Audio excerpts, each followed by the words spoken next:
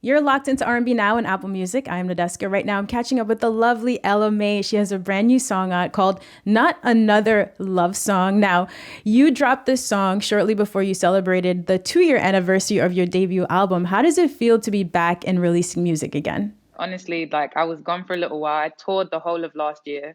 So that took a year away already from the couple months after I started tour, after I released the album, sorry, to go on tour.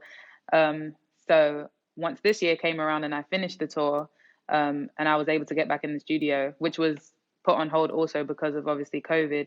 Um, I was just so excited to get back in and try and make new stuff, and I didn't really know what I was going for, but then not Another Love Song came about and I just loved it. So I was like trying to figure out when to put it out, obviously trying to make sure, everything in the world is a bit crazy right now. So we're trying to find the right timing. But I'm just super excited to be back. It's been a while and I forgot what it felt like to release music, but I'm happy to be back. At which point did you know that this was the first song that you wanted to release after being gone for a while? Did you know almost immediately? Yeah, almost. I wouldn't say immediately, but it wasn't long after that we figured out that this should be. We were going back and forth, and I was still in the studio when I was deciding when to put out music also. So we were like, we might come up on something this week or next week or something. But in my heart of hearts, I was like, I think this is the one.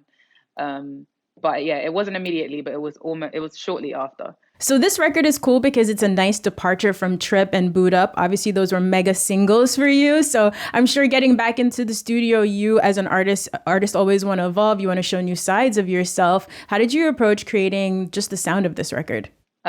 I approached it like any other record that I've made, to be honest. I never really go in the studio and say like I want something to sound like this or like tell a lie. I do say I want something to sound like this, but I'm never completely like restricted to like it has to sound like this. And I think that's the beauty of making music. So we went in the studio. I was working with one of my favorite writers, Baron Wade. I did a session with Boy Wonder and Jahan Sweet, and we actually made a completely different song that night. But Boy Wonder left me a pack. I was like, he was playing me all these different beats, and I was like, please, please just leave me some beats. So we went back to it maybe like a month later after that session.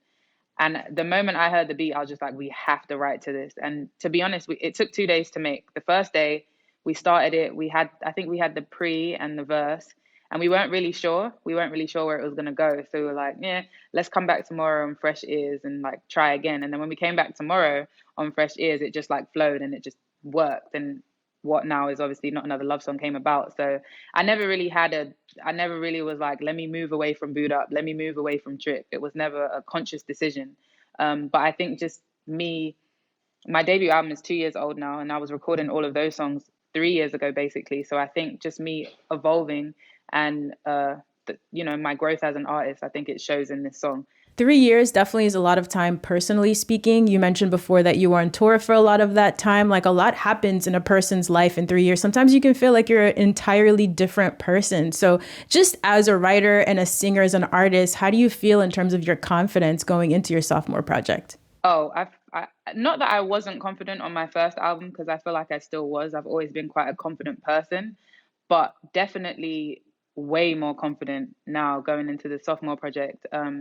I think just being able to tour for a year also taught me a lot. And being on stage teaches you a lot about singing in general. I never grew up and had vocal lessons or stuff like that. So I think just growing in that sense um, has made me more confident in the studio. And there's always room for improvement, of course. Um, but I just kind of like, I know what I want to say. I know what I want to sound like. I know the mic techniques way better than I did when I was recording my debut album. And I think just also having the success that I've had, I think it automatically puts you in a place. And like I said, growth is always important and you can always get better. But I think knowing that, people love my music, it almost helps me in the studio too. Like, okay, cool. They want to hear what I want. They want to hear what I have to say, and the runs I do or different parts of my voice. So yeah, it's been really, really, really fun actually. It's just generally a really exciting time in R&B. You know what I mean? The music, there's so much variety in the music. And like you said, already having this like fan base that loves you so much, seeing their reaction to the single has been really great. All the tweets about them listening to it on repeat. So does that make you feel good about taking more risks musically on this project? 100%. My fans are like literally amazing, and I know everyone says that, but I obviously personally, I really, really understand why everyone feels that way, because not the reason we do it, but a lot of the reason why we get to where we get to is because of them. So I'm super thankful that they love the single. And yeah, like you said, seeing all the tweets where they're saying it's on replay all day and stuff, it definitely gives me a lot more confidence to be like, okay, cool, you guys like this. And doesn't necessarily mean I'm going to make the whole album sound like Not Another Love Song, of course, but I can see that they appreciate the growth, they appreciate the sound and the vocals. So I'm excited for them to hear what's next. Looking forward to hearing a lot more. And of course, your music has always centered a lot around relationships. I thought it was really funny that you asked your fans a few days ago, what is their love language? I just recently read that book and learned mine. So what would you say is your love language? I feel like it used to be different, but I feel like now it's changed to physical touch. I used to feel like quality time was my love language, but now I definitely say physical touch. I think they all go hand in hand, though. I don't know if you can have just solely one. I think all five of them are obviously very, very important. But yeah, I'd say physical touch. Congrats on the new single. Looking forward to hearing more. Not Another Love Song from Ella Mai. You can stream that anytime on Apple Music.